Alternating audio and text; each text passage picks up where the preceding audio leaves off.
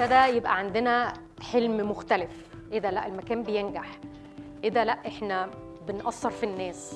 لا ده في ناس بتجيلنا بالاسم، انا سمعت عنكم وحابب ان انا ابقى موجود معاكم.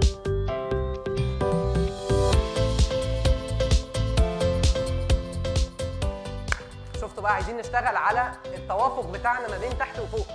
فاحنا اللي سامعني يعمل سقفه. اصل موضوع الشغل ده احنا عارفينه. خدي البالونه دي انفخي بقى فيها لحد ما اخلص، ده الشغل والتارجت بقى وكل الحاجات الحلوه اللي عندنا دي.